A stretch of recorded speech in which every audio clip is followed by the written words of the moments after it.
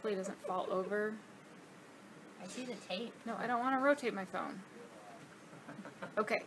Hi everybody, this is Emily at the Alpine Shop Kirkwood. We're just getting ready to start AR 101 class number 3. We're going to talk today about biking and adventure racing, and then lots of ways that you can help your team.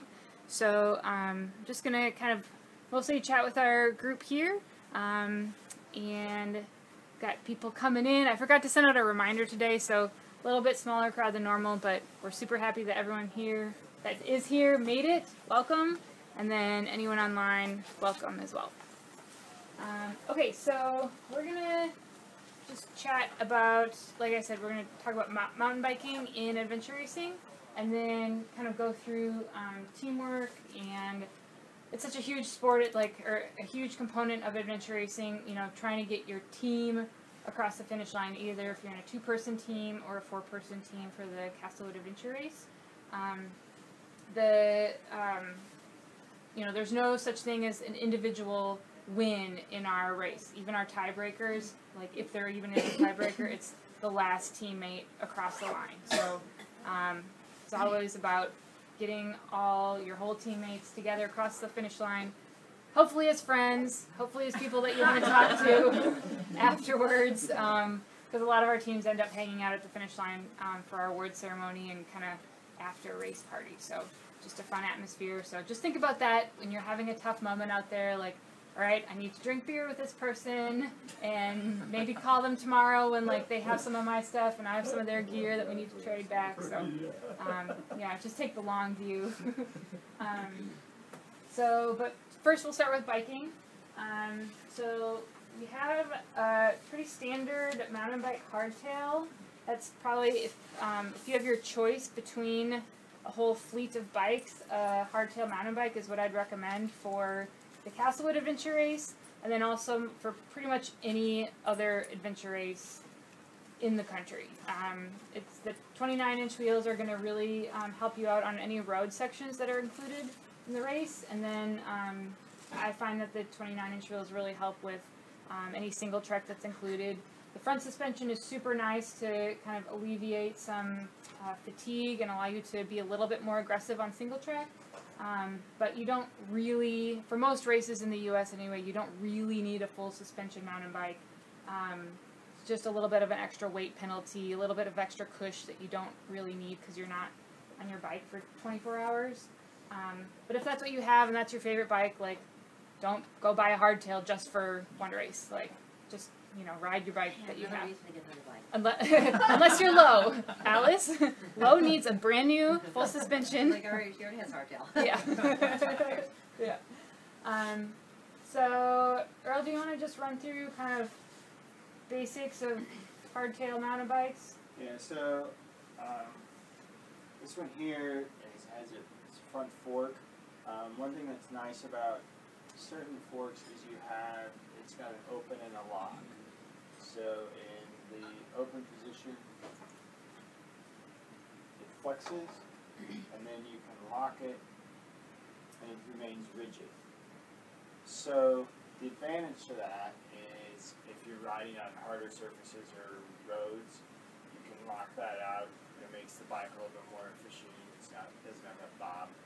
You don't have it, that's fine too, but it's just one of those things that you do on a bike that does have the lockout. It's there for those purposes, but the other thing is once you move onto the trail, you need to remember to unlock it to get that cushion back.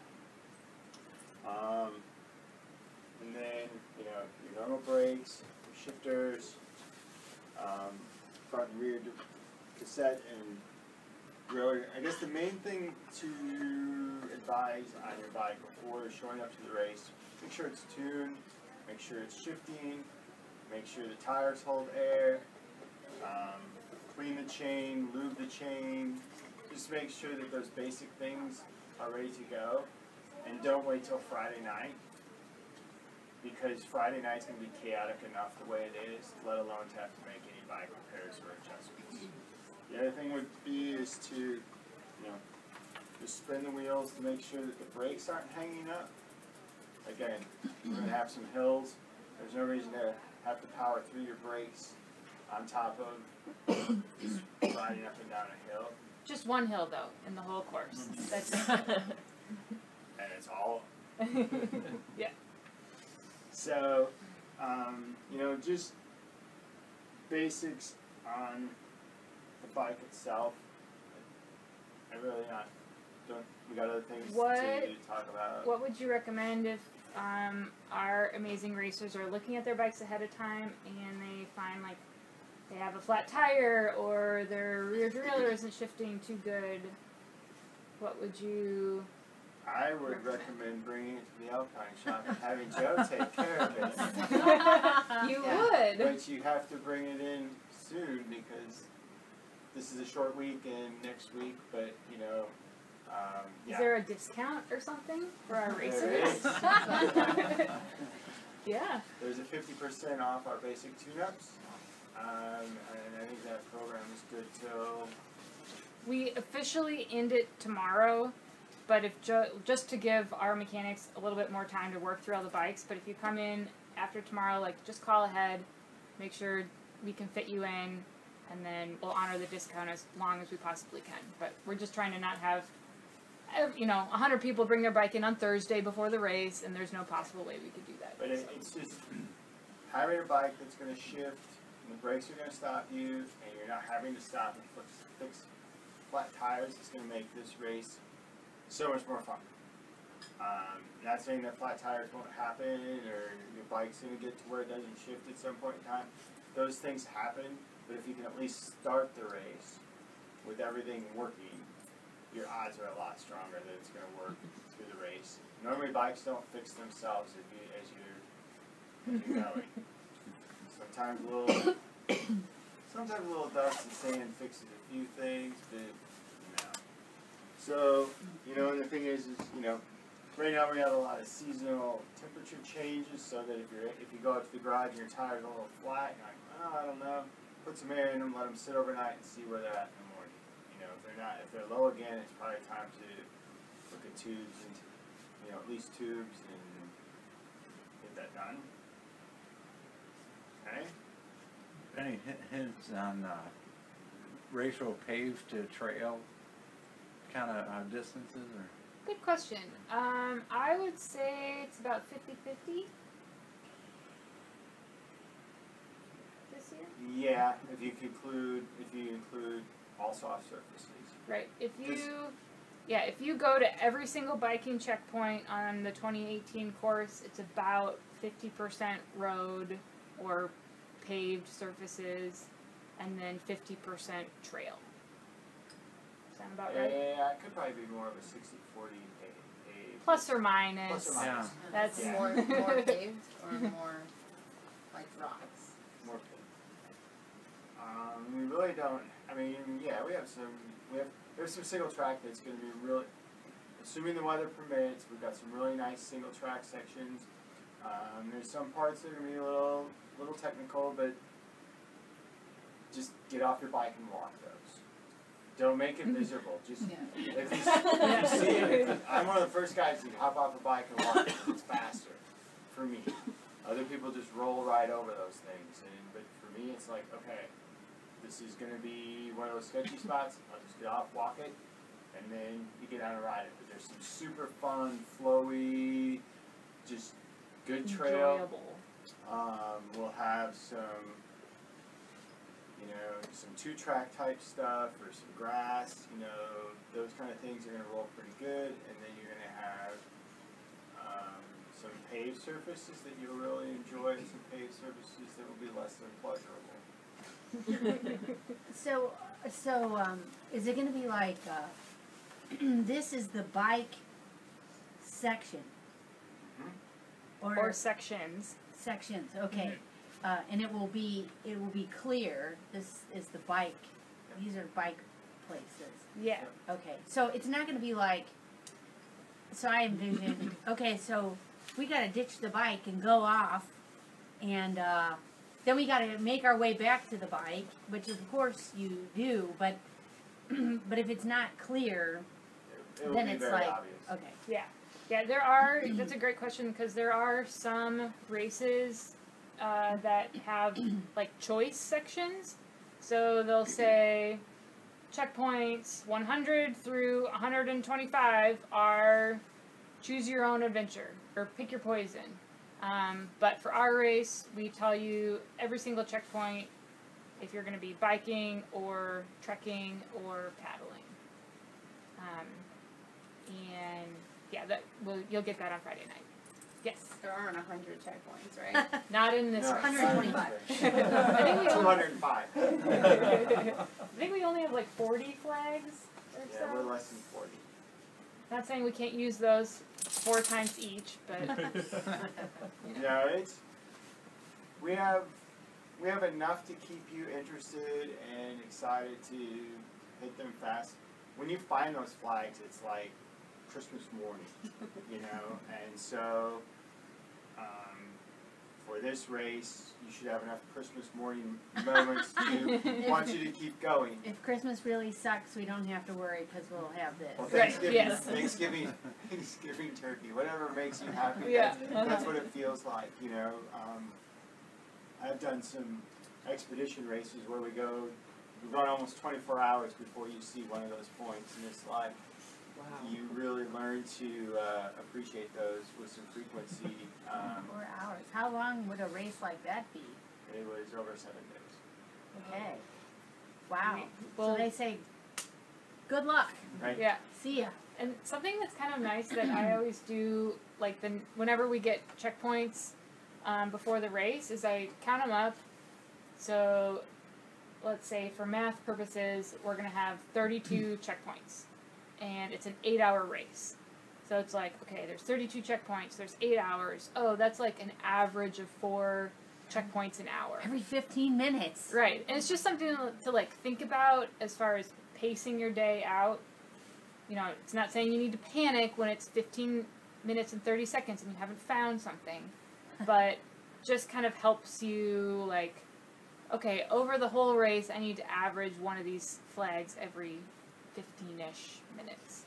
But there's going to be parts of the race where you don't punch one for a half hour, 45 minutes, and then in an hour you might punch 4 to 6. So it varies, but it's just kind of just a Just helps like get your helps mind around it. process the situation. Can you talk about riding on the road? What you want to do when you So when You we're find riding yourself on the road? So we're riding on the road. The roads for this race are open. We have permits, but they're not closed intersections. They're not. We're just a normal biking event taking place out there. So basically, all rules of the road stipulate to us: stop signs, traffic lights. We all need to stop for those. And we have permits. People know who we are that day, and if the city of whatever, such such and such starts getting phone calls that cyclists are running traffic lights, or between this time frame, we're going to be the guilty party. So basically, we're going to have volunteers out there that are going to kind of help monitor this, but we need to follow the rules of the road. Even if you're first and second place team, there's a stop sign, you need to stop. If there's a train crossing, you stop and wait for that train. There are no time credits for trains. We can't control the trains, but there's many races where we do something productive. Go to the bathroom, eat some food, look at your Adjust your map, gloves. adjust your gloves, and adjust that squeaky brake or whatever it is. Just you can do something productive while you're there, or just enjoy it. Take a nap. Take a nap. Mm-hmm. And then all of a sudden it'll be gone before you're ready to go anyway. So, and then stay to the right. Stay on if the shoulder allows, ride in the paved on the right of the white line, and then single file, and we'll cover red lights and that kind of stuff in a moment. And then just you're gonna want to stay single file and call it out. Stopping, slowing, right turn, left turn, or just those kind of things. Just be over vocal, so because you're gonna have 4 bikes going at the same time. If somebody stops and somebody's behind them, all of a sudden you got 3 people laying on the ground and it hurts. So just be vigilant. Anything else on that? And just like going along with the being in single file. Number 1, it's for your safety, but number 2, it's really efficient to ride in a single line because you can kind of get a little draft from whoever's in front. So, this is a great kind of segues right into teamwork, but make sure you kind of rotate that pace line if you're going to. Maybe have one of your stronger bikers or the stronger biker in front, the weaker rider is behind, and then if you need to take a break, switch that weaker rider up to the front for a shorter amount of time, and then, just kind of keep cycling that through so, there isn't one person in the front of the train the whole race. Unless that's your strategy that you have an Uber biker and you want to just have him pull you. And, yeah, I just can't stress this enough, and I totally understand what it's like to be trying to win the race, you're trying to go as fast as you can, and there's a red light in front of you. There's urges to do all these creative things to get across the intersection. It's just not safe. So, yeah, it's a really exciting and the most amazing venture race in the whole country of the whole year. I understand that, but it's still an 8-hour chunk of your life, and the biggest prize is a sweatshirt. So it's just we want everybody to cross the finish line safely. Yeah, just keep the big picture in mind. Maybe we have a little nicer prizes than a sweatshirt, but still, just think about that. Okay, so then when you're on trails, usually our strategy is to put the more confident technical rider in the front of the train. Number 1, they can kind of help call out any rocky or rooty sections that are coming up, any switchbacks that are coming up, so they can just help communicate what the trail is doing to the team. And then also it's kind of interesting, if you have a confident rider in front and a less confident rider behind, sometimes just watching somebody successfully ride over a pile of rocks or a pile of roots gives you a little bit more confidence too, well, if they did it, I could probably do it too. So it just kind of is a double help if you put the stronger, more confident technical riders in the front of that, your 2-person or your 4-person team, just to kind of give everyone a little bit of a boost as they go along. Any other single track tips? Just ride within your own zone. If it's if you're uncomfortable descending, don't go faster. Use your brakes. Just keep it in check. And for the stronger riders on the team, always be vigilant to your other riders. And if you see one of your teammates lagging behind, slow it down because you're a team. And we'll get more into that in the teamwork side of it, but we have these rules in place where you always need to be within line of sight of your teammates, and and it's to promote the teamwork part, but also for safety reasons. And if you're out ahead and you're a 2-person team and your teammate goes down, all of a sudden you're a half mile down the road and you're looking back and you can't see him. Well, first of all, it's going to take you a while to go back and find them, and hopefully they're okay or something, but it's just a lot of those things. So just basic, simple stuff is... Yeah. And I think one more ask. thing on the trails, it's very possible that they're, if you're on a piece of single track, it's kind of harder to pass. On the road, it's pretty easy, especially if there's a wide shoulder. You just, communicate to the team in front of you, hey, we're passing on your left, you go around, keep riding, not a big deal. On the trail, it's a little bit more tricky just because, the trail's narrower, there's trees right next to the trail. So it's just another kind of time to take a breath, and especially if you're the team that is in front and you hear another team come up behind you, if you can find it in your heart to just call back and be like, hey, do you guys want to pass us? It really doesn't take that much time to just scoot off the trail for literally 5 seconds and have a team fly past you, and then you're back riding at your own pace. You're not rushed. You're not getting like dirty stares from the team behind you. So just kind of take a second. It's obviously still a competitive event, so if you really don't want to let a team pass you, that's kind of poor sportsmanship, but it's an option, I guess. But it's just, worthwhile to get teams moving along, kind of gets everyone out of each other's hair.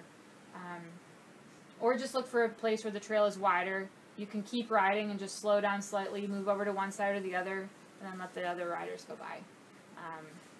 Just kind of a good sportsmanship thing. Yes? A question about this. So it's single track, Mm-hmm. and so I'm likely the team that somebody wants to pass, Mhm. which is fine. Yep. But like, how often during this race will it be like one of those pretty steep hills where there's a long way that I just can't do anything? There, You know what I mean? Like I Right. can't, if I pull over, I'm going down the basically hill. wherever Right. we're gonna be, you can go up. Let's just say that this is the So trail, there's and this okay. is the slope side. You can go to the high side to let somebody go by if you It need won't be to. like that where I like couldn't for like a mile or two. Not for an extended period of time. Okay. And for the most part, most of the experienced teams that are going to want to pass know when and how. And they'll Okay. call it out, and they'll be patient for Right. for a while. For a while. For a reasonable and then, amount of for a time. reasonable amount. Okay. And then at a certain point in time, they might just. But for the most part, you just relax, do your thing, and do what's safe. Okay. Okay. But then will it be safe for us to like pull over a lot of spots? Yeah. And I know I've There's- done some rides where I'm like, I would definitely not pull to the side of this ever. Right. Usually, Ever. Don't ever compromise your own safety. and usually what I do when I'm in that spot where I hear a faster rider come up behind me, I always like call back like, hey, do you want to get by? And they usually say, whenever you have a chance. I'm like, okay, like I'm gonna keep riding and look for chances. But something that I like to do is like, okay, say that I'm riding here and the trail is like this. It's like a steep Yeah. section. The trail is kind of narrow. I just like to pull over to the high side as far as I can and just stick a leg out. So that kind of lets my bike lean Okay. this way. It gives the other rider not a lot of room to pass, but generally if people are going to go fast, they're going to be comfortable just flying Okay. right by. So exactly what Earl said. Don't compromise your own safety, but you don't really have to get off your bike completely. There might be a chance to just kind of lean to one side, and that You gives just the other kind of rider. can put. It's gonna be hard, but if you're like this, and then you can just kind of lean the bar a little bit down out of the way, and then they can just kind of scoot by. Okay. Right. Or, yeah, and sometimes like I've work pants. Tall bike, short person. Yeah, just communicate, and if you just say like, "I'm not ready to stop," just say, "I'm not ready to stop," and they'll have to live with it. Okay. Don't overthink it. I just want to make sure I wasn't going to be sliding down the hill. We don't want trying you to stop slide down the myself. hill either. Okay, you want to go over some accessories? Yeah. There. Go right anywhere you want. So, one thing we like to do, this is called a Bento Box or You feed just like sack. slide a little this way, actually.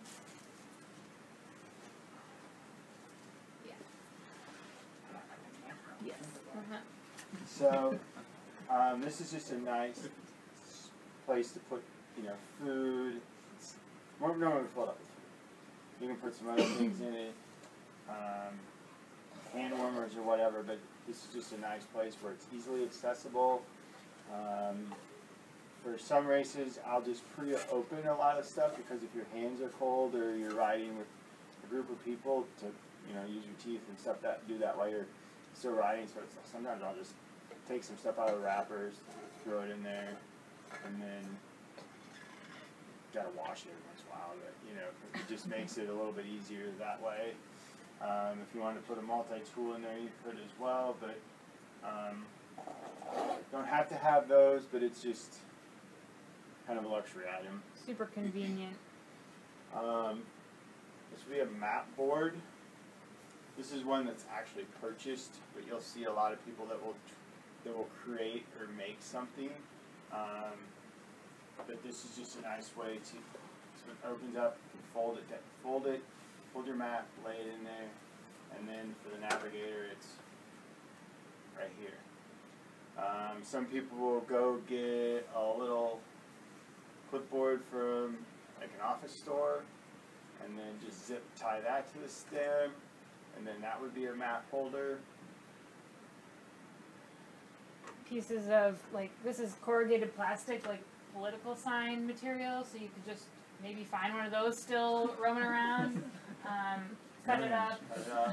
Like binder clips work really good for that situation because they're pretty strong but pretty easy to use with mittens. We've seen people use like, you know, 1/4 inch or 1/2 inch PVC pipe, and you know, just kind of do some hose clamps and then a clamp. There's some pretty creative map boards out there.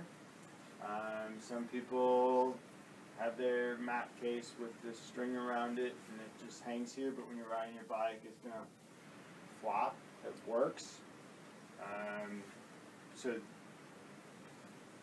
this is the ideal situation, but there's other ways to be creative and make something that's gonna work. Just give some thought before the race to how you're going to look at your race map while you're also riding your bike. And ideally, that can happen while you're also moving, instead of having to stop, you know, every 1/4 mile, 1/2 mile, intersection. Like, is this the intersection we're supposed to turn? I don't know. It could be the next one. Need to like focus in on my map for a little bit. And then you're like, oh, nope, it's the wrong one. Keep going. Pedal, pedal, pedal. To the next junction. Like, oh, is this ours? I don't know. Let me look at it again. So just something to think about. Have a plan. If it's a homemade creation, if it's a purchase map board, if it's like carabiners on your pack with your map so you can kind of flip it up and down. Just have a plan is our advice.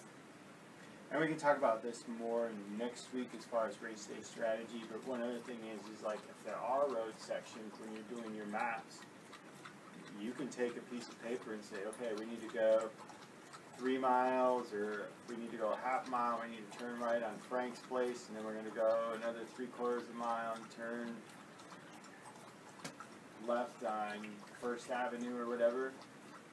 Then you could lay that down, so you've kind of already had a plan, but you're still going to want your map because not everything's always going to line up. But it's just like those little things that you can do Friday night will make you more efficient on Saturday. And a bicycle-mounted odometer is permitted, right? Yes, Just not GPS we encourage based. odometers so that you do know that, okay, we're going to go this distance and we need to be looking for this to turn left or right. We do encourage bike odometers, GPSs now. And just a basic, simple odometer is all you need. Should everyone have one, or just like? I would have 2. If you're a 2-person team, I'd have 2. If you're a 4-person team, I'd recommend having at least 2. 1 is a backup. Or you can take turns because, like, every time not every time, but it's what I try to do is if we have a feature that we're riding to and it's 2 miles or 3K or whatever that the navigator tells me, I will we'll get there and then I'm going to re-zero so that so then I don't have to do math of, oh, okay, now we're going to go 5. So then when we get to 8, it's just, for me, it's just easier to re-zero, and somebody else might be on a longer trip, but the main thing is just to always have one that's working, because sometimes they quit working. Mm-hmm. Yeah, I would just have, the cold weather does funny things to electrical components on your bike. And like, I mean, we both can count hundreds of times where man, this bike computer, like the magnet was all perfectly lined up this morning, and then I took it off the rack, and I put it in transition area or bike drop or whatever, and then when you get to it during the race, it suddenly forgot how to measure the distance. So it's just nice to have a backup for that. I ended up going to a wired one probably 10 years ago because when I first came out with wireless technology, it was pretty in an infancy stage. And being in Minnesota, whenever we were racing below 40, 35 degrees, the wireless ones quit working. I didn't know that. I was like, what's going on? And then I actually read the manual, and I'm like, yeah, they become pretty finicky below such and such temperature. Hopefully we don't have that issue, and the wireless ones are so much better now than what they were, but...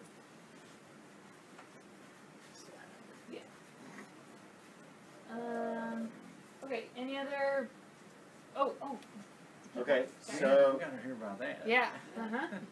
Do this guy first. So this is a saddlebag mounted on a seat. This is my personal one, and I just want to kind of do a little surprise to see it's really in here anymore. But we have our mandatory gear that's required. Ooh, and you open it. Right. There you go. Little personal. Yeah. We haven't raced in a while, so this one's a little, like, been abandoned in the garage. So I always carry 2 CO2 cartridges, an inflator, one zip tie, there's probably another one buried in here.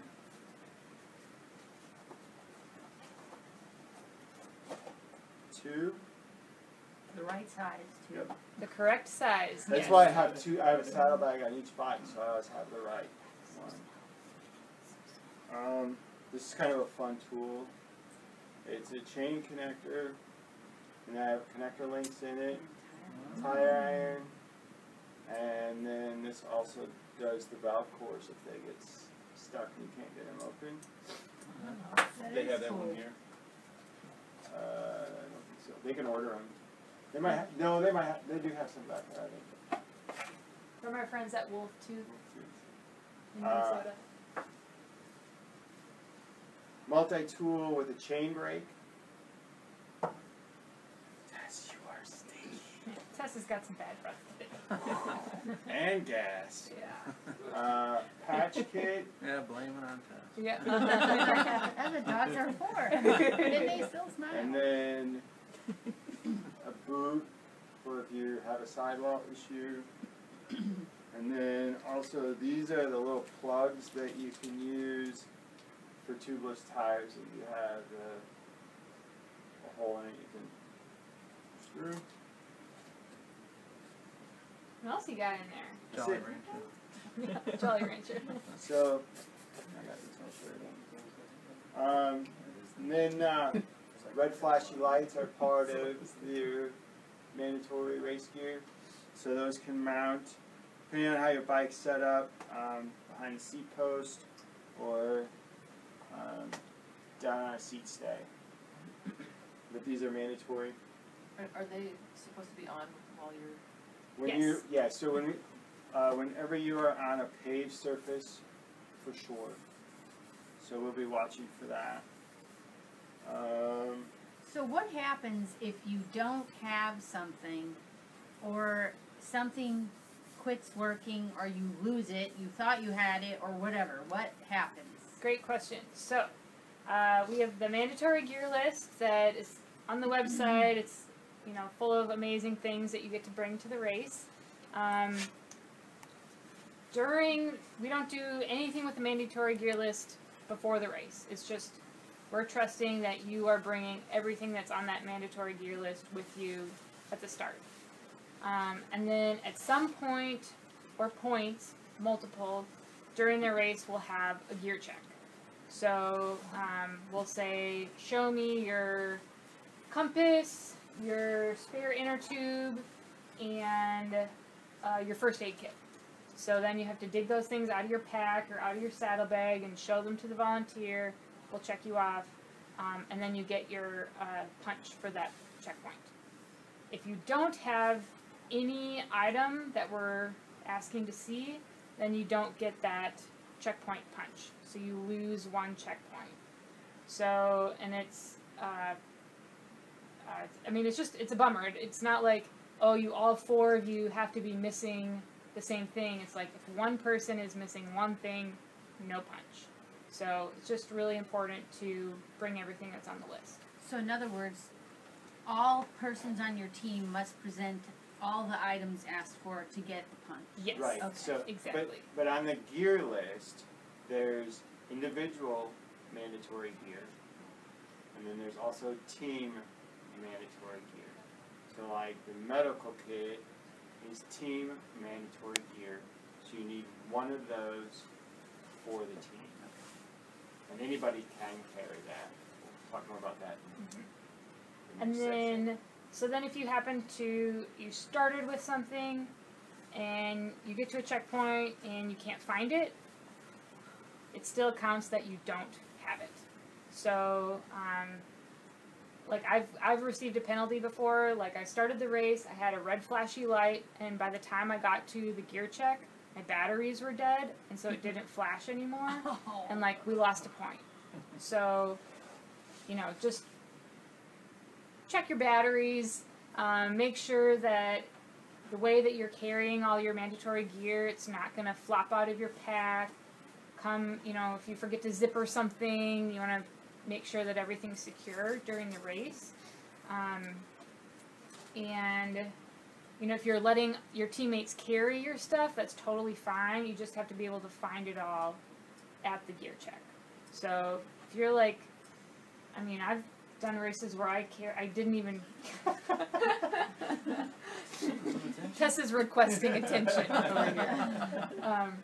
So I've done races where it's like I didn't even carry a pack for an entire section because I was tired, slow.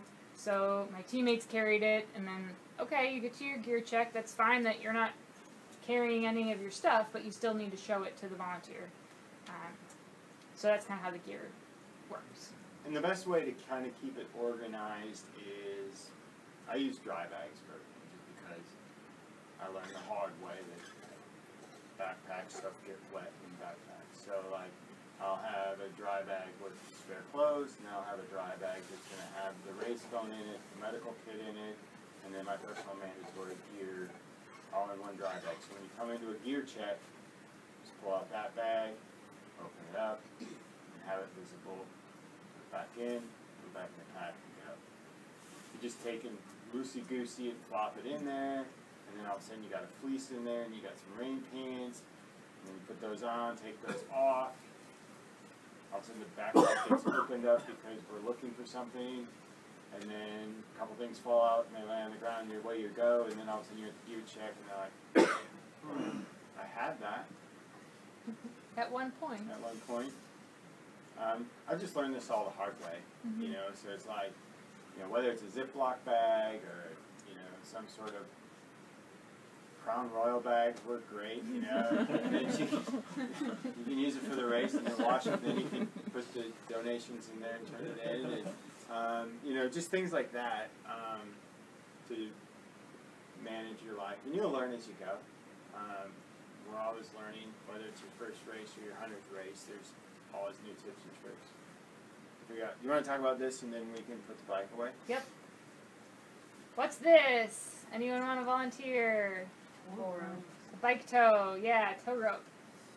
So one of the amazing things about adventure racing is that it's 100% legal and encouraged, and very good strategy to figure out different ways to help your team mates go faster.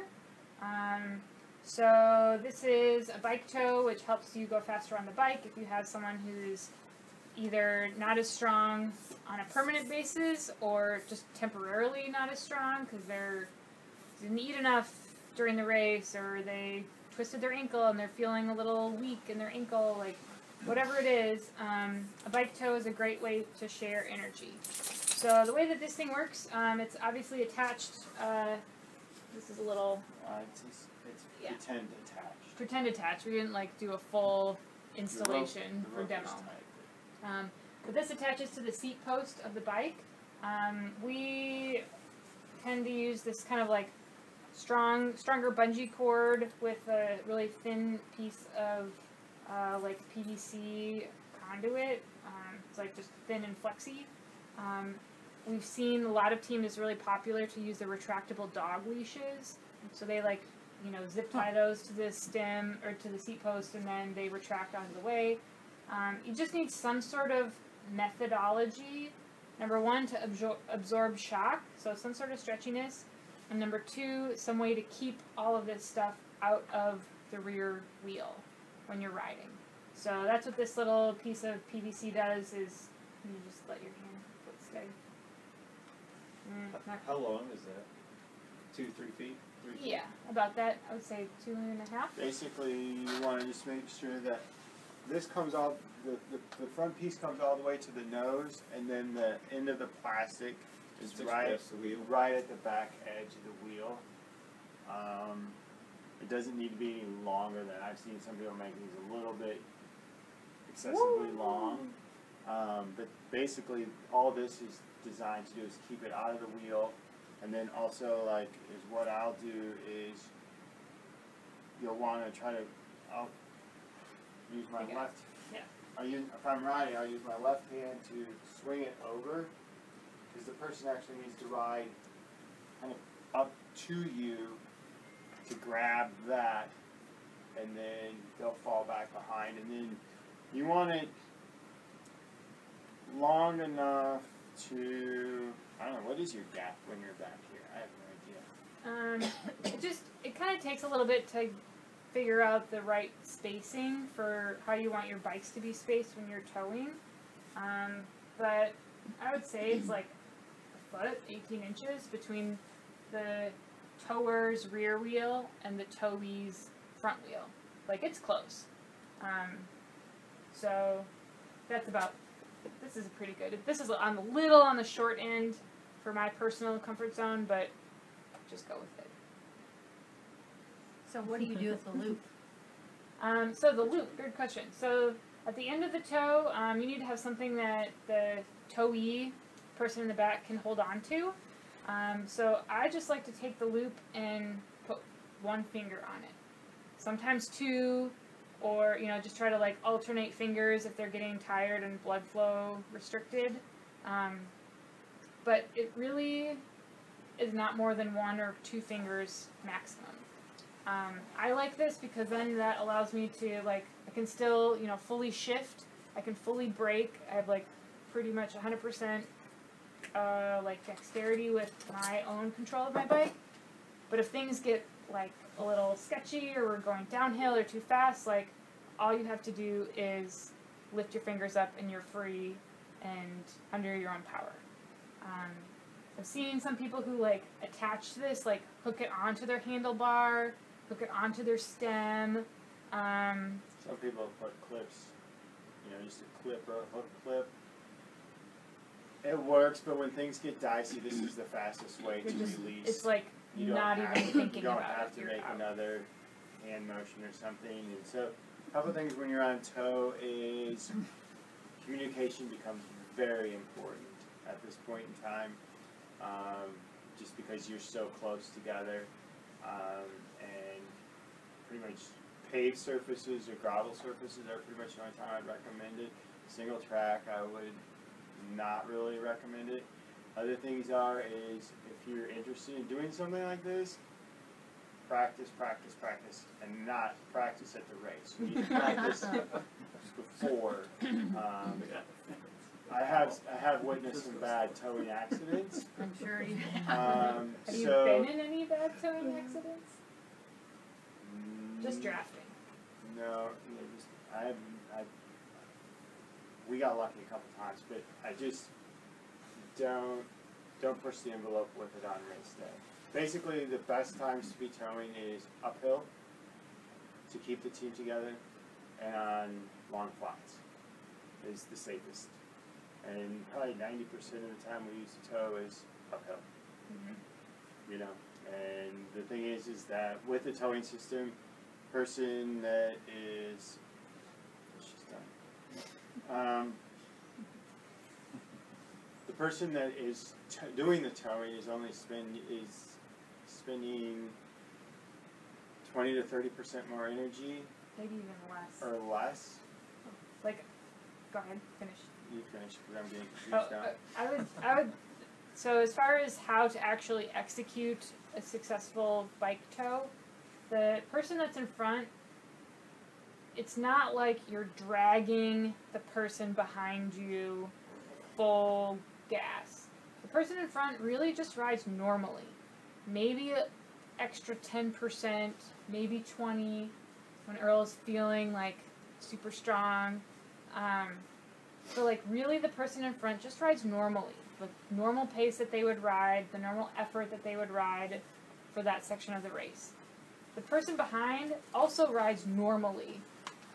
You know, the goal is to just give a little bit of extra boost to the person that's being towed, and it's just so surprising. Like I've been on tow a ton, and like literally all I'm holding onto is a finger. Like how many watts can you add to someone just from one finger? Like not really that many, but it makes a huge difference. Number one, it's just a mental thing. You're around your other teammates. You're not like dropped by yourself having a pity party. You're in the company of your team. So like that's encouraging. Number two, it helps keep you in the draft of your teammate in front. So automatically you're getting a benefit. And then number three, it's just a tug. Like you're not, you know, my finger isn't like totally wore out at the end of a race. It's just a little tug. But it just helps so much. And like Earl said, especially it's for longer flat sections, riding uphill, and then when we're towing and a downhill is showing up, like Earl's like, okay, we're going downhill, and I just drop it. Like, it's just not worth it for us on the downhills. Does that additional length in it there give you enough room to pull over your seat tube, take your your seat post out and slide it up like you have it there? All I have is tie. Oh, you did tie it? I just tie it. On my bike, it's a real pain to take my seat post on and off and pick up. You got a drop post? No, it's a fixed one, but I have like a water bottle cage that's here, and then so this I can take on and off though super easy on my bike because I just tie a knot, and then on mine it's super tight under here, so I just have a little notch here, so there's a part of the seat bracket that this just locks in, and I don't even have to zip tie it, but you can zip tie it to one of the side rails too, stays up there nice so and it tight. stays up. But also, if you have a saddlebag, that helps keep it up too. So, yeah, I mean, this is passes around if you want to. It's just nothing complicated. Ace Hardware is where I normally go buy that plastic. Just a PEX tube or something like Yeah. that? But you need this. You need the. It comes in like a 6-foot straight section. This stuff in a coil never straightens out enough to make that work. Any other biking questions? There's no minimum standard for what type of bike. Yeah, I mean, you could take a cyclocross bike out if you wanted to. I sand the edges so that it doesn't good question. cut the shock cord, Okay. shock cord right over here. So Ted's question was about what is the minimum bike. We actually don't allow cyclocross bikes or hybrid bikes. We specifically require mountain bikes. I know there's some gray area, especially now with like the drop bar mountain bike and like where does that fall. But in general, what we're looking for is that the frame and the fork specifically is rated for trail use. So, you know, we would never send anyone out in a canoe that's like not ready to handle whatever class of water we're putting them on. So same thing, like we don't want anyone to be riding a road bike when we are knowingly putting them on trails. That being said, like, could you ride a cyclocross bike on our course? You probably could. But to just keep everyone on the same playing field, mountain bikes required. And if you have a question, oh, and fat bikes. Fat bikes are fine too, because they're for trails. So, if you have a question, send us a link or whatever, picture of your bike, and we'll do some evaluation. Okay, so teamwork. Like we kind of said in the beginning, it's like so important. It can take literally a mediocre team and turn them into one of the top teams in the country just by all having the same goals, the same effort, and just being all in for the team with commitment and just enjoying the people that you're racing with. So the number one kind of building block for teamwork is Tess got some smelly. Whoa! breath. Sorry, guys. She said that Embarrassed. thing tastes so good. There's still seats open in the back. If you Yeah. You're still on our team, Tess. It's okay. Right. We're back. So just the ways to start creating a good team environment is starting to communicate. So most of you are already doing that. Like, you're here at class, you're learning some tips. You're probably, if your teammates aren't here, you're probably going back and like texting your teammates or sharing, like, hey, this is what I learned. Like, just kind of start creating that communication channels. Making sure that everyone has the right gear. Hey, if you want to borrow this extra fleece, you can borrow it so you don't have to buy one. Like, just kind of all that kind of stuff starts to create the good foundations for a successful team. And then, that kind of launches into before the race, making sure that you have a good strategy for who's going to pick up the packets. Do you all want to come pick up packets? Do you, where are you going to go to look over the maps, plot your checkpoints, like, just making sure all that stuff is in line and no one's like, 9 p.m. on Friday night, like, hey, where's everybody at? Like, where do I need to go tomorrow? Like, don't know. Just not a very good way to start the race. So when you're in the middle of the race, getting ready for it, kind of a good way to start the check-in process if you don't, maybe if you're not familiar with your teammates, is just ask, how are you feeling? So your teammate can either answer, you can give them a 1 to 10 scale, like 1 if you're feeling like crap, 10 if you're feeling amazing. Just ask, like that's really the best way to get to know how someone's feeling if you can't tell from their speed. And then, so number 1, it's important to ask your teammates, but then number 2, it's also important to speak up and answer that question honestly. If you're feeling like crap, like, it's not, we don't give prizes for, the team who felt like crap but still pulled through to finish. Like, we give prizes for the team who was there the fastest. So say something if you're not feeling good. And sometimes it's hard to admit when you're struggling. Like, I deal with it all the time. But just say, it'd be really helpful if we could slow down a little bit.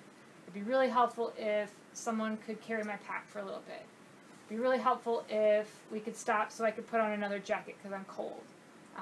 Just stuff like that to help your team understand, read your mind, basically, if you want to communicate that. And so yeah, don't be afraid to ask for help. I don't know if this must have been either at a presentation or when I read her book. But Robin Benincasa is a really famous kind of old school adventure racer. We got to hear her speak in person, which was just so amazing. And one of her sayings was that asking for help is like giving someone a gift. And it's hard to think about that when you're struggling, but think about when you're on a team. You're a team player too, we know. Yeah. And like someone's like, man, I'm so hungry. And you're like, oh, do you want a cookie? I have this cookie that's right here. And you give it to them and they're like, oh, I magically feel better. Like, that opportunity to help someone successfully is a gift. So just don't be worried about asking for help, because it's not a hindrance or an obligation for your teammates. It's something that they're going to feel good about doing. So just remember that asking for help is like giving someone a gift, or giving them the opportunity to give you a gift. So it's just nice. And it's a two-way street. I mean, the best food on the race course is one of the food that your teammate has. Because you're tired of your own. Or you know what yours is, and all of a sudden you see theirs, and you're like, you want to trade? And the other thing is that, we'll probably get into it, but in an 8-hour race you're going to experience a lot, especially for your first-time racers. And, whether it's an 8-hour race, a 4-hour race, or an 8-day race, everybody's going to have their moments where they're feeling amazing and not amazing. And whatever that is, don't get too comfortable because it's going to change. You're never going to be really miserable forever, and you're never going to feel amazing forever either. And things change so fast. And it's like, I've been at the bottom of the bucket, and it's like a little bit of electrolyte, some food, somebody carrying your pack, or go on tow, and in 20, 30 minutes, you're back towing somebody else. It's such a roller coaster out there. The thing is you just keep moving forward. Don't quit. Just, that stop sign, that tree, one step, one pedal stroke, one paddle. It's just, and as a team member, you preach the same thing. And it's like, give it everything you have to get your team across the finish line under your own power. Whether you have 8 checkpoints or all of them, it's so rewarding. And that's what we love about the Castlewood race, and that's why we keep doing it. It's just, there's so many people that keep coming back, and it's this adventure racing. I mean, I play team sports, but adventure racing is a whole other level. Accomplishment, pride, just appreciation for other people on your team, and even just appreciation for the other teams that you're competing against. Like, everyone's doing their best to, do everything in their ability to get all the checkpoints they can. And it's just cool to be part of that event where, it's not about salaries or cars that you drove or, anything like that. Like, it's just about your physical efforts and, just your effort on the day is all that matters. So, that's kind of why we love the sport and why we want everyone to love it as well. Okay, so other ways that you can, show good teamwork, practice good teamwork, make sure that everyone's medical needs before and during the race are met. So if you have a teammate that normally gets blisters on their feet, like maybe remind them before the race, like, hey, did you put tape on your feet where you normally get blisters? Just kind of help troubleshoot those problems as a team instead of like, well, they're your feet, they're your problem. Like, that's really not the attitude to have. And then during the race, if someone's speaking up like, hey, I'm just getting this hot spot on my heel or between my toes, like, make sure you take time to address that, just so that it doesn't turn into a huge problem and all of a sudden your teammate doesn't want to keep moving because, they had a blister an hour ago and now the skin's ripped off and they don't feel like anyone has helped them. When you're on the course, you're going to run into a certain number of transition areas or TAs. Those are when you switch from one sport to the other. So before you show up in these areas, make sure you kind of communicate as a team about what's going to happen. So, for example, we've talked about we're going to be putting our bikes in our canoes at this year's race. Pretty exciting. There's a lot of issues that happen at that transition area. So, as you're rolling in, take, a couple of minutes, maybe like a mile away from the TA, start to talk about, okay, this person's going to go get all of our paddles and PFDs from the pile. This person's going to start taking the bikes apart. This person is cold, so they're going to put on their jacket while the other people do their other things. And then our navigator is going to reorganize the maps and fold them so that they can see what's going on. Just kind of talk through what's going to happen in each transition area so that when you get there, it's not like, poof, like your cat's running around randomly. You just want to have a plan. Oh, you will be, but just a little more control. Yeah. Just because there's a ton of activity, like, it's really common for your team to be kind of alone or relatively alone during a section, and then you show up in TA and there's 20 other teams there, and you're like, whoa, I didn't plan for all these people running around, and like I can yell, but I don't know where my teammates are, and they might not have heard me. So just be aware for that change in like human density when you come into a TA. There just seems to like people multiply. So how many? One map per team, or one set of maps? One set of maps per team. Yep. The other thing is like when you're in TA, or when you're coming into TA, kind of need to keep tabs on each other. So let's say that I need to go to the bathroom. You need to let your teammates know, hey, when we get there, I really need to go to the bathroom. So don't just run off, because all of a sudden it's like they're ready to go, or all of a sudden the gear check's gonna happen, and they're like, well, where's Bill? Nobody knows where Bill is, so then it just kind of puts a timeline on it. But if everybody knows Bill went to the bathroom and it was back in 2 minutes, it eliminates a lot of stress. So, just communicate. You're a team, you're one, just little things like that. And the paddle transitions are, they're just going to be, it's just relax, stay together, and just talk it out. It'll be fine. Another thing you can do as a team is take your pee breaks together. I know it kind of sounds like crazy, but just imagine if, like, it's a cold race. People need to use the restroom more often during a cold race, typically, than a warmer race. Mother Nature restrooms. Yeah. Trees, woods, whatever. The facilitrees we learned. The facilitrees, yeah. Nice. Oh, I like that. That should be a t-shirt. But if you can just imagine, like, if one person has to pee, and then, like, 5 minutes later another one does, and it just can, like, really draw out a process where if you're all, like, check in with each other, like, yeah, like, in 10 minutes I think I'm going to really need to go, then you're like, oh, yeah, in 10 minutes I can probably pee, too. So just try to, like... By then you will. I'm going to drink a ton of water. So just try to, like, have some communication. I know, like, the first time I raced, I was the only female on an all-guy team, and it was, like, kind of an awkward conversation to have, but just be honest with each other, and we're all humans. Like, it's fine. We all do these things, so don't be embarrassed. Just, you can talk about peeing. It's fine. Or pooping. Like, we do that, too. So, kind of like Earl said, the best kind of food is the one that your teammates have.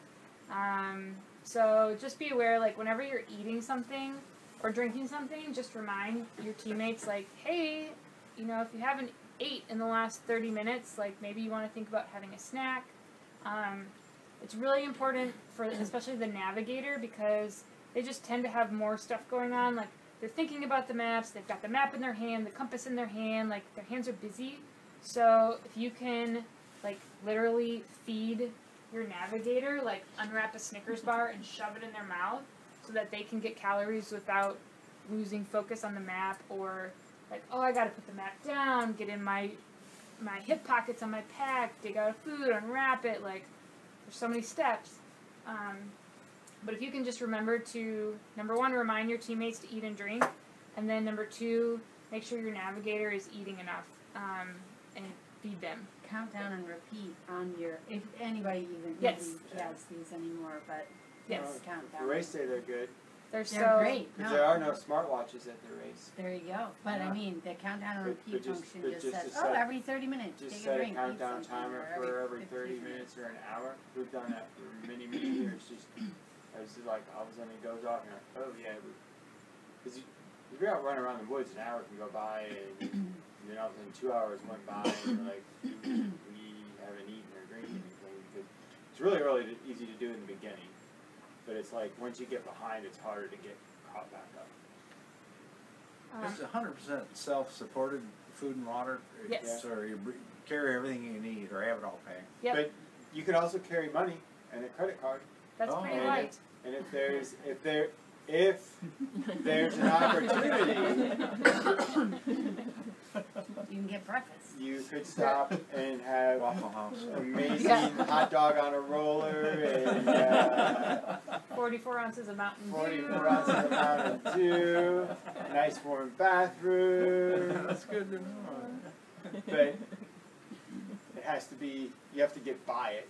But, you know, we always carry money in a credit card, especially for long stuff, because it's like nothing more rewarding than, you know, 24-hour gas station. 24-hour at 3 gas a.m. station that has a flushing toilet and a sink to wash your face in and some actual food. Do we have to have like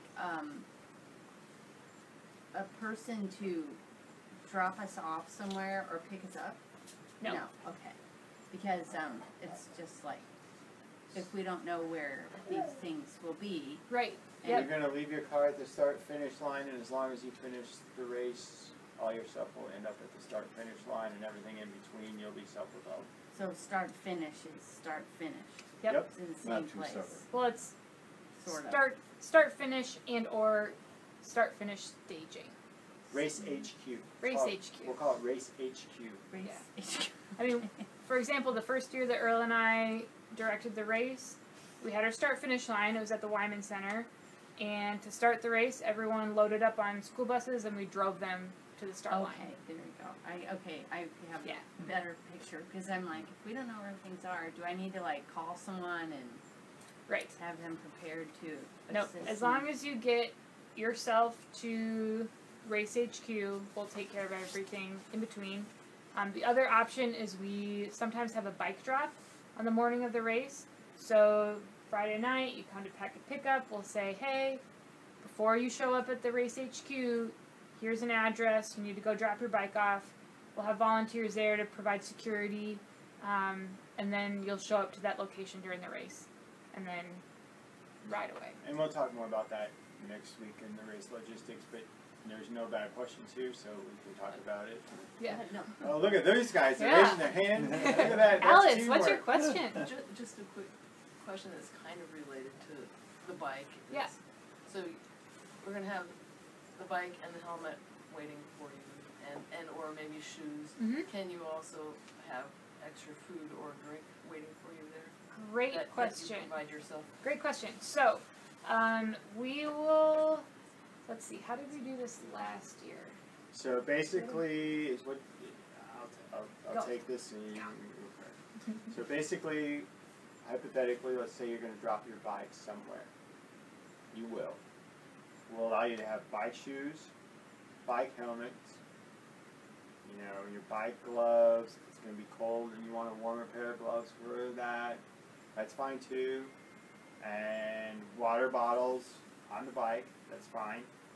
And then if you have some food and you want to put it in a Bento Box, or if you want to leave a little bag, that's fine too.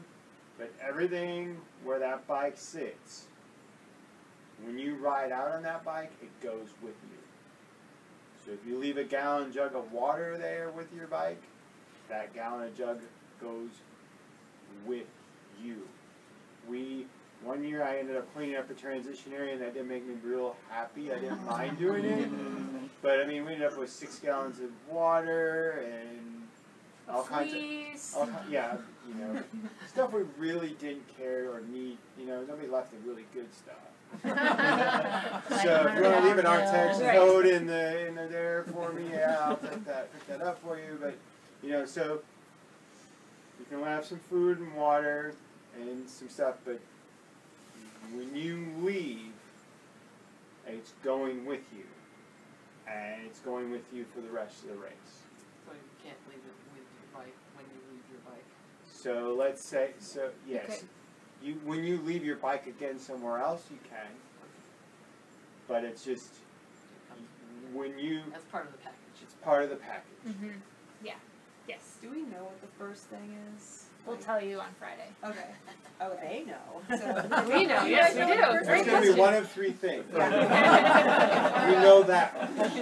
if we're putting our bike into the canoe, are we gonna have to be able to, like, take it on and off its canoe a lot? It doesn't seem easy. Or will there be a place to do it? I don't know. Will I potentially fall into this water by putting Yes. the bike onto the canoe? Yes. You could. I But get only. a teammate to go. Think of Right. freeform. Right. Teamwork. Definitely get Teamwork. Yeah. You'll be fine. Okay. Yeah, we do think about, like, okay, we have 300 racers.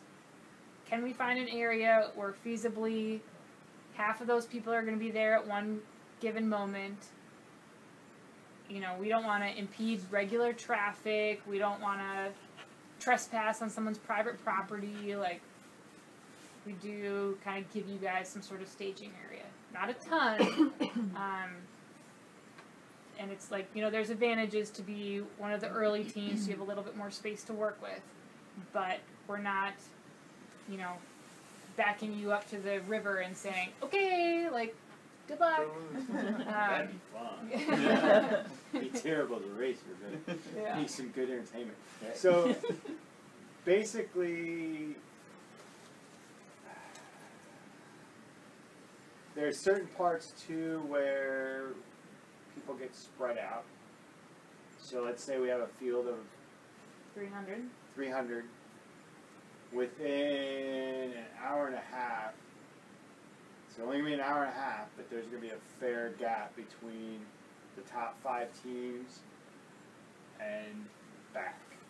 It should split out pretty quick.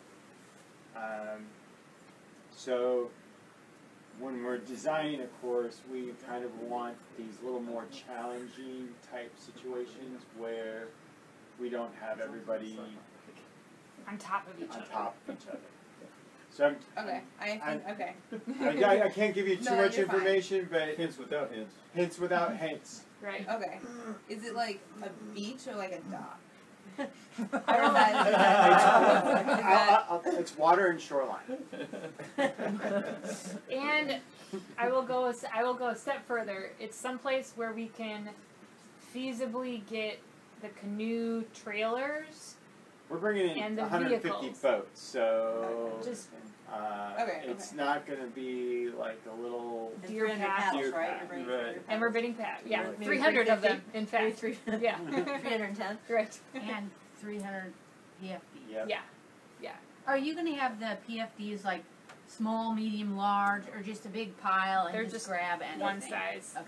Missouri floater Maybe size. they're the most beautiful Missouri float trip PFDs Put it on the about. back. That's what you're going to get. Yeah. Hand selected. Uh-huh. And Does it have those things so you don't get as wet on it? No. Have to walk and roll on it. I don't know. Pick That's your how they teammates. name. Make sure they don't get you wet. Right. Rain jacket with a hood. Yeah. Any other, like, these are good questions. Got any other And burning so ones? the other, well, and again, this is another probably weird PFD question, but so you know, you throw this thing on whatever this thing is that you get, Mhm. and so we were just at a thing in Colorado where someone's like checking your thing, and if it's not tight enough, they're like yanking on you, going, and Yeah. if I put it on and be decent about it. Is Yeah. that what you're saying? Yeah. So basically, on the PFD,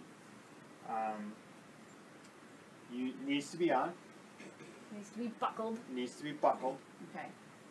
and you know, It needs to be appropriate. It needs to be So appropriate, you don't like put it around your leg. right? And Mhm. you know, and if you are like, it's cold, you're gonna want your rain jacket on underneath it, or if it's like marginal, you want to put your rain jacket on over the top of it. You know, we're not gonna, but you just have to have it on.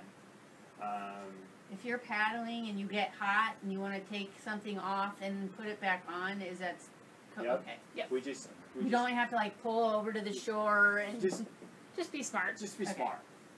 Is all we ask. But so you the know, PFD it's just, police aren't gonna get you if you're. Although we did we have, had a PFD Nazi last year, and he did a great job. And so and we invited him back. No. he'll be back again. But we just, you know, for everybody's safety, you need to have a PFD.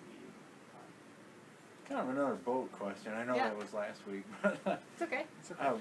we sat in their boat for an hour and a half on Sunday after we were at Castlewood, or Saturday, and you know, I don't. This is one thing we don't do a lot. My ass was tired of sitting on that bench. Yeah. Any suggestions for? Because these are aluminum benches, I'm assuming. I think they're plastic. These will be plastic. So it's what we normally do. Is, you know, like the foam sleeping pads, the waffled ones. Yeah. They're sectioned, and I'll just take and slice one of those, and use that as that layer, and it makes a huge difference. The only unfortunate thing. Yes, It it was was padded, but he's still. But you need to ride your bike more. It's a different seat. That's a different pressure point. Right Because I'm on the bike hour Right every day. hamstring sitting in the back. Is Right. Yeah. But yeah, so I mean, those are little things we do. For a race like this, I probably wouldn't do it because it's just one piece of. It's a piece of. It's something that you have to carry the whole race, but you know that's for the longer stuff. We'll use like a little. Do we know how long? We know it's online. It's like 5 to 10 miles.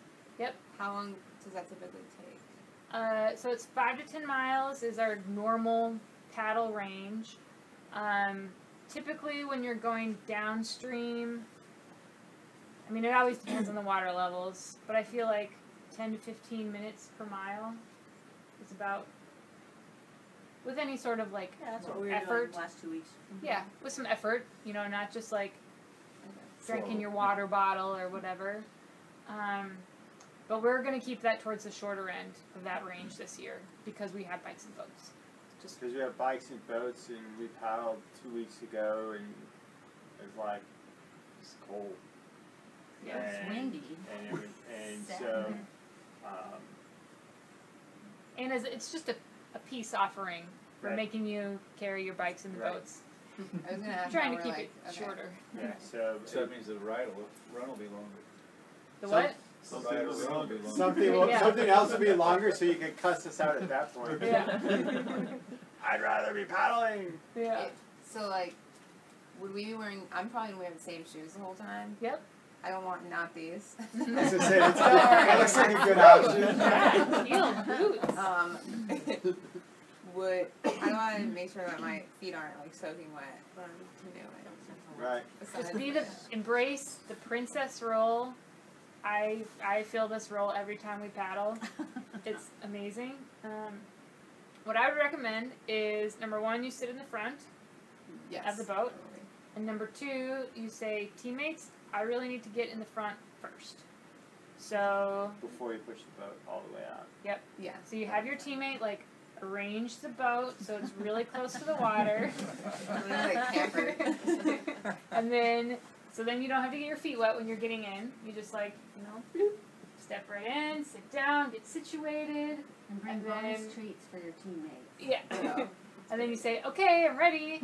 And then your teammate that's paddling in the rear of the canoe maybe gets his feet wet when he pushes off or whatever the situation allows. We've done a lot of amazing things with boats. Yeah. But I guess to be realistic though, the odds are strong that your feet are going to get wet.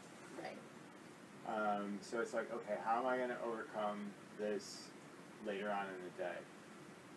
So a couple things to think through is you're pretty much going to have the same pair of shoes because there's no reason to carry another pair of shoes.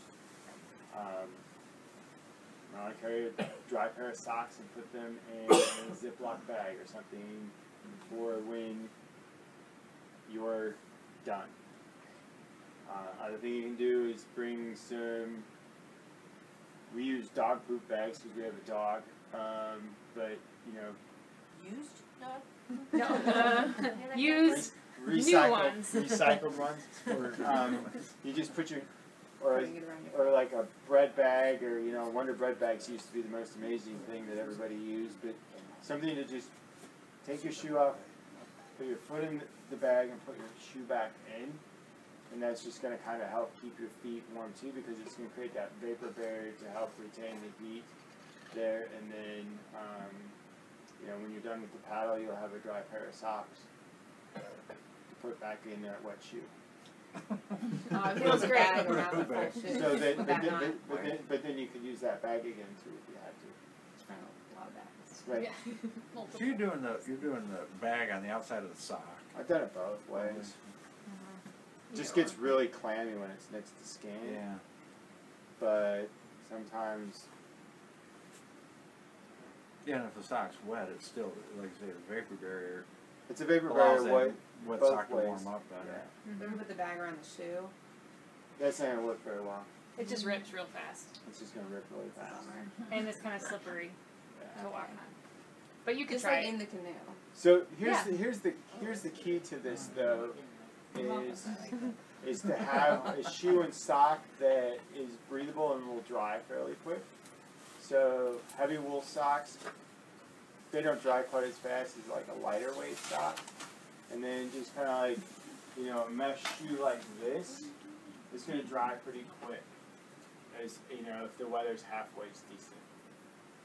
But if it's, you know, it's just, if it rains the night before, the woods are going to be wet, you're just going to have, Yeah. suck it up, you're going to have wet feet. Yeah, no, that's fine. I just, yeah. And just kind of like a You side got note to that, like, I know like waterproof breathable shoes sound like the most amazing things, like, they don't work.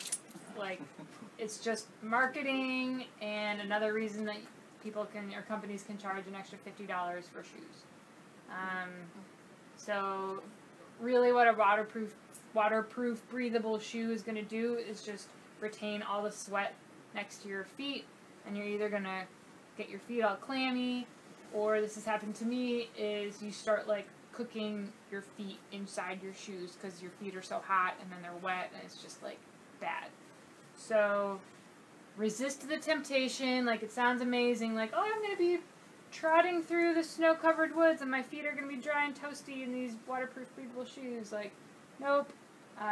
Your best option is to just go with a lightweight, meshy type shoe that dries real quick and have wet feet, and then they'll be able to dry at least. Okay, so a couple more teamwork points just to make sure everyone's like fully informed. So, you know, we kind of talked about it. We've got the mandatory gear list. Everyone needs to have all their individual items. That doesn't mean you need to carry them the whole race. If you have like some heavy items, like maybe an extra pair of, if you're doing biking shoes and running shoes, those can be kind of heavy, or like a food bag or anything like that, you can have your teammates carry for you, just as long as you're able to show the required items at gear checks. But any way that you can distribute mandatory gear weight among the team is encouraged. That also means, like, if you started with a pack and halfway through you're like, man, this pack is too heavy, like, your teammate can carry your pack, your entire pack, for you for as long as they want. Usually it helps to like adjust out the shoulder straps a little bit so they can fit it on another person.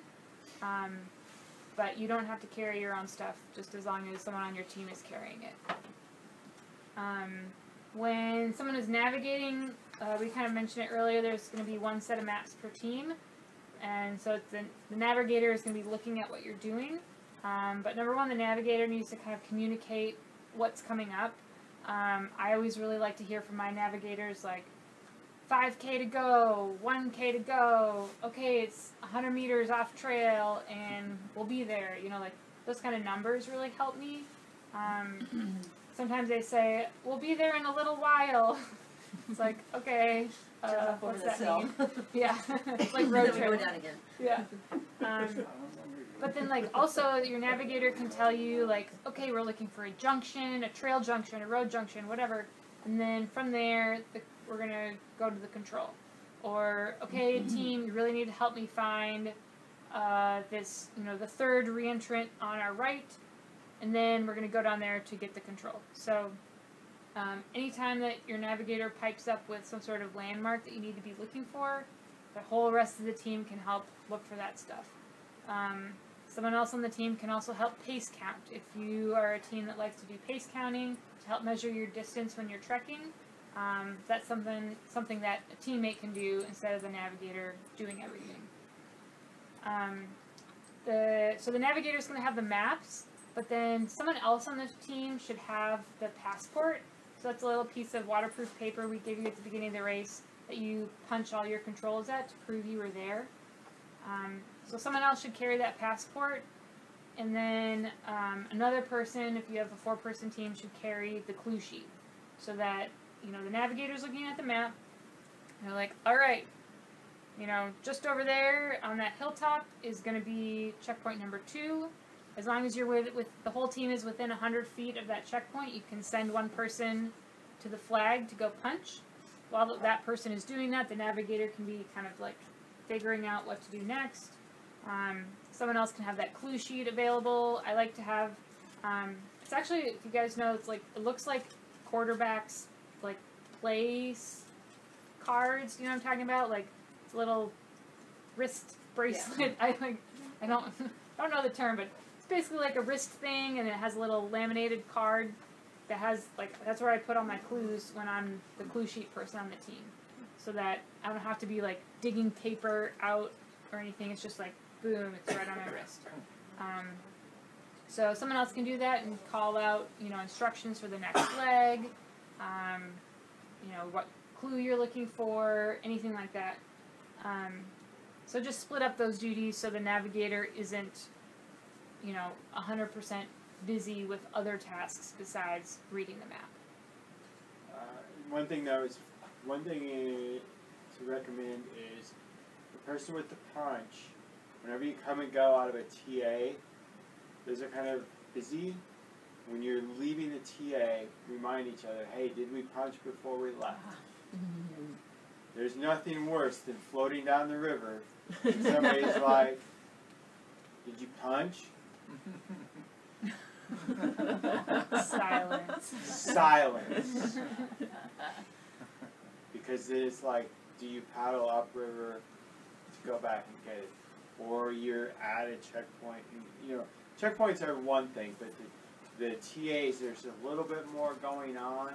So just kind of be vigilant of, punching when you go in, or sometimes they don't let you punch till you leave. Just make sure that you punch, you kind of remind each other at that point. Yes? So if I miss a punch for a canoe, can I come back, run back there? No. Yeah, good question. So if you forget to punch something and you feel like you're going to visit it later in the race, against the rules. You need to be punching these things with the discipline that we tell you on the clue sheet. And then once you've finished a section, you can't go back to that section later in the race. So let's just say we have part of the race that's like a loop, and you overlap, the starting area is the same as the finishing area. You can't be like, oh, I'm just going to punch one of the controls at the start, go do the rest of the race, and then get them all at the end. You have to do all of that first section first, go do the race, and then you're going to have only the last section of checkpoints available. That makes sense? Can you do checkpoints out of order and in the individual disciplines? Yes. We will tell you with your clue sheet, it will say checkpoints 1 through 10, it's the first biking leg, do those in order. Checkpoints 11 through 20, paddling. We recommend that you do those in order to keep going downstream. And then 21 through 30, trekking, whatever you want. So we'll just tell you each section by section. Yeah, so on your clue sheet, we'll say, okay, mandatory in order, or however you deem. So we'll be spelled out for you. It's in the rules, but you need to stay within 100 feet of your teammates at all times. Generally, this means within visual and audible line of sight and audible. So it's mostly for safety. So if there's, we're in the woods. We're not gonna go out and flag holes out there. Could be old ruins. We've discovered barbed wire fences in some races, unfortunately at high rates of speed. These things aren't barbed wire everywhere. It's ridiculous. Those kind of things that you this was actually fenced in at one point in time. And if we see it when we're out marking the course or hanging checkpoints on the course, we'll flag it. But you might be coming a totally different way than we were, and So there's hazards out there, and you just need to make sure that if something does happen to a teammate, that you're able to respond really quickly. Did you guys put the little plastic markers on the trail last weekend that said, "This trail is not on the map"? No, No. they're permanent. Those are permanent markers for Castlewood. That was kind of interesting. Right. Because it was like, wait a minute, it's not on the map. Yeah, which is true. It is true. They weren't on the map. No, but it was just a trail crossing, and you expect, okay, we're gonna cross this many trails or whatever, and it's like, wait a minute, that one is not one of them that matches. Right. Yeah. Just wondering because We didn't get up that early.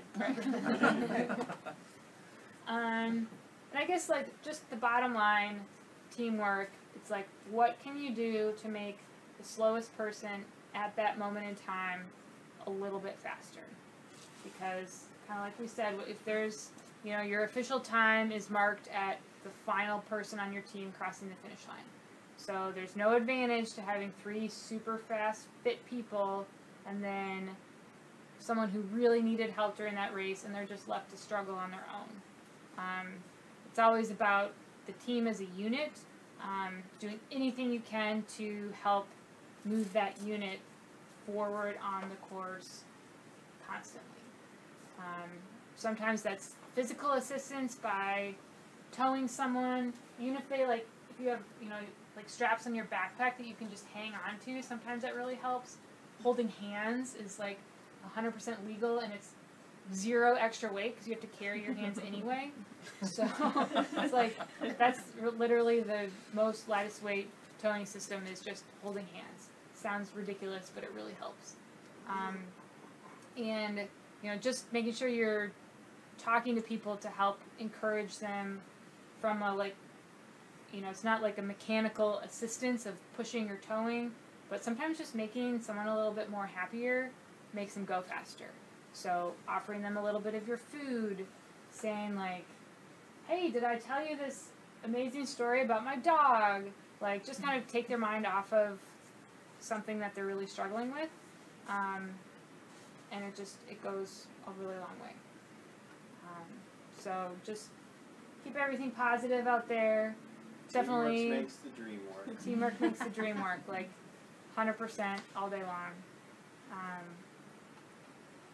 That's our pep talk. Kind of cheesy for today, but totally true. And that's why we keep coming back to do adventure races and to direct them. Is it's just a really unique, powerful, meaningful way for people who maybe aren't used to working in teams to just experience that teamwork aspect. Because it's a hard day. 8 hours of being outside in... Longer than 8 hours. Yeah, when getting up, getting ready, all that stuff. The terrain, this year's course is really hard. It's physical. So it's just gonna be... It's gonna be a big challenge. Just You'll be fine. Full disclosure, as much as full disclosure. You'll be fine. You will. You remember that all day long. Girl says I'll be fine. Yeah. But it's just Damn you, Earl. yeah. we like a little bit of resentment at the finish line, but not a Just ton. enough. Yeah, just enough. We'll have beer and some fruit at the end. That makes everything better. Calm me down. Whatever motivates you. Right. Yeah. The facilities. So yeah, is there any other questions? We'd be happy to take them. We're gonna stick around for a while. If you want to ask. No, it's called Castlewood Adventure Race, but if I have it right, it's not necessarily all in Castlewood State Park. Correct. A lot of it probably not. Yeah, we've had some years where we don't even go to Castlewood. And so it's just the name of the race. We're always in that area. I would say 5 times out of 10 we're in or around touching, have to get a permit from MoDNR for Castlewood State Park. But it's about 50-50. Is there any territory that's open for hunting while we're out?